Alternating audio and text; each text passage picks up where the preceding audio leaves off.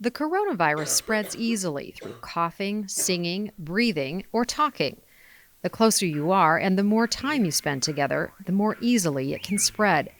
That's why household transmission is so common. Now, for people who may have fewer bedrooms or bathrooms, the best thing you can do is to isolate the sick person as much as possible. And that could mean everything from, if you are able, keeping the sick person in a separate room, like a separate bedroom that only they go into. But what if you live in a small house or apartment and share bedrooms and bathrooms?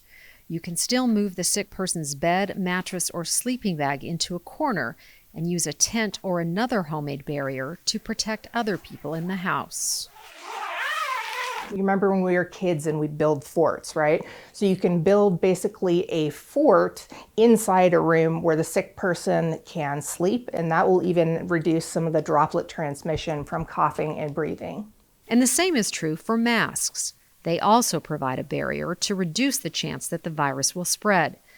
The sick person should wear one, and so should other members of the household. So the most important thing you can do around a sick person is put on your mask. In addition to putting on your mask, keeping at least 6 feet of distance. This also applies indoors, not just outdoors. So as much as everyone in the household can wear a mask, especially when interacting with a sick individual, the safer they will be. If you are caring for the sick person, set their meals outside their door, tent, or sleeping area. And keep in touch with them by phone or computer if possible. It's also important to have only one caregiver.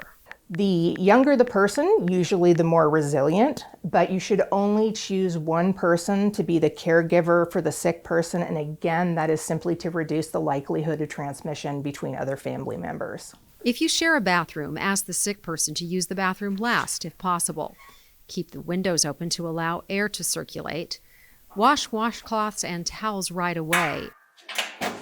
And throw used tissues into a garbage bag and then tie it off. Also, make sure to wipe down all surfaces with a bleach solution. If you have questions, please visit our coronavirus website or call our coronavirus resource line.